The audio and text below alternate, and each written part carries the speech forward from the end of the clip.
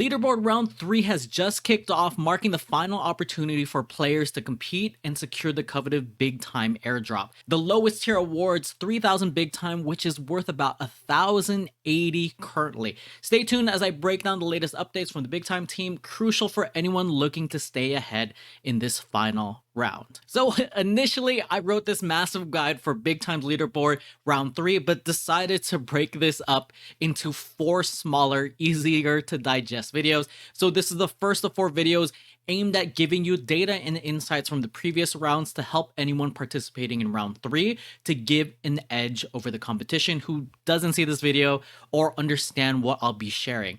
The first video is going to be a breakdown of Big Time's leaderboard announcement and what's different this time around. The second video is covering the macro understanding of a leaderboard event, why it's important, to give you an understanding of what the Big Time team is rewarding and why. Plus, it'll help players understand the risks as well. The third video are quick tips to better navigate leaderboard for round 3. And the final and fourth video, which was requested by a few of you, is to break down the estimated points per actions based on what we saw in round 2. Sound exciting, right?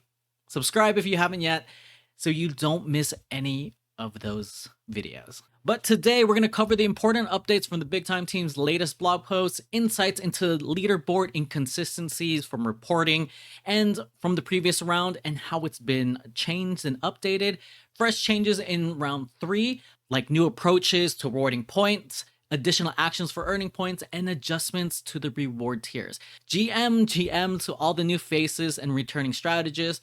But before we dive into the data, a quick disclaimer: I'm not a financial advisor. This is not financial advice. You can lose money in crypto and NFTs. Also, the crypto world moves fast. Always double check the latest updates before making any decisions. Let's get started. Big Time just announced the details of leaderboard round 3, the final airdrop for the Big Time game, at least in this moment of time. Let's do a quick summary of the Big Time leaderboard announcement for round 3 from the blog post, just to catch everybody up before we dive into some of the nitty-gritty details. First, congrats to Morkai for getting first place in round 2, securing 1 million Big Time tokens worth about $360,000 at 36 cents, where Big Time's price is currently. Now we're gonna dive into round 2's leaderboard in some details from their blog posts. The standings have seen some major changes following a comprehensive audit and review. Let's break down what contributed to these shifts. There's been an adjustment in points, specifically in points that were initially rewarded for crafts that were later canceled have now been deducted because that's not what they initially wanted. Changes and rectifies a lot of initial errors, and it sounds like some people were trying to game the system and got punished for it. Another interesting change is the impact of player bans. Players who were banned in preseason now have been removed from the leaderboard. And lastly, the team addresses some issues with point multipliers. That inflated points resulting from these extended multipliers have now been corrected. And one of the biggest things from round 2 was leaderboard had inaccurate reporting for a lot of players. So I'm not surprised to see a massive shift, since I knew players that were thoroughly tracking their estimated numbers, but it wasn't adding up. So this audit finally fixes discrepancies that players were seeing inside their own personal tracking to the points that they actually received. And it's unfortunate for the people who were on the cusp or the edge that thought they were okay and then got punished for it and fell and slid backwards. So unfortunately for those players, but keep track of your points, and I'll be going over points and other tips in future videos. Now let's move on to the distribution of rewards following the format that's already been established in round 1. Round 2 rewards will be distributed over 16 airdrop waves starting January 26. Now round 3 has officially kicked off a few days ago, January 19th. Just a quick heads up for players, though you might notice a slight delay in initial scoring due to updates that the Big Time team is making to the data system. So keep that in mind. As of right now, I can't see all the data, but hopefully that changes soon so I can report on it in the upcoming videos. Now, one of the things that you're probably wondering, what is different in round 3?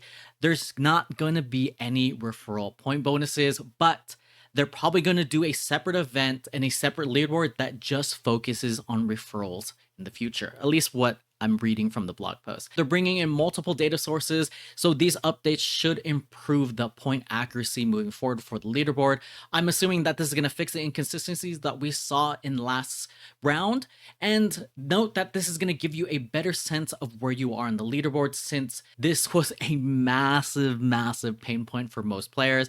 In an interesting twist, in prior rounds, points would have been awarded right when you started the craft, but now it's going to be the bonuses are going to apply when you start the craft. So imagine that we have a double point bonus event January 1st to January 4th. When you start the craft, if you start on January 4th before the event ends, you'll get that multiplier. But previously you would get the points when you started the craft, but now you'll get it when it finishes the craft. So say it was for hourglasses and it was for a common hourglass, you'll get the points when it finishes 2 days later, but you'll get the multiplier bonus right when you start the craft. And that's something to remember and something to strategize moving forward. So be aware of that, especially heading into the very end of the leaderboard event. You want to make sure that all your crafts finish before the end. One of the more interesting changes is there's going to be additional points for new actions. Here's a refresher for all the points previously awarded, and that they're going to be keeping the point system about the same. Ranking up, low points, prestige portal runs, medium points, time warden actions, high points, and armory and forges, very high points. Crafting again is going to be the priority, and I'll explain more why in the next video. And one thing that they stressed inside the blog post was more points will continue to increase significantly as you move up in rarity. Now, one of the other things that's interesting that they're adding is they're going to be adding points for activities like completing daily or weekly in-game bounties from the bounty boards inside Watertown. Watertown's a starting area, and there's these bounty boards outside that are basically your daily and weekly quests that you can finish. They're going to be awarding medium points for those who log in and play daily, which is kind of nice to finally reward the free-to-play players. I don't know if they'll be able to compete with the people that are going to be crafting, but at least it's something. And then on top of this, they're going to be adding 7-day challenges and also season milestones that reward points from low to very high. One thing that I'm going to stress for this, I can't stress this enough, is look out for these very high point events. A single action here could be all you would need to qualify, like we saw in round 2. I'll dive into the details in video number 3, but it's important to do the math and double check the cost. One of the other things that they added and talked about was midweek madness, which they haven't released any information for, but if I were to guess, it sounds like a special middle of the week event for points. These are all things that are extremely interesting and a way to incentivize players to be active in game or to craft or whatever player behavior they want to push players towards. And then we'll see how this affects everything moving forward. Now let's cover an under the radar change for the reward tiers for round 3. At first glance, it doesn't look like anything has changed, but if you look closely, the rewards for tier 3 have gone down from 10,000 big time to 8,000. Everything else is the same and status quo, but if you're competing for tier 3 this time, know that it does go down. That wraps up our deep dive into round 3 for the big time leaderboard updates.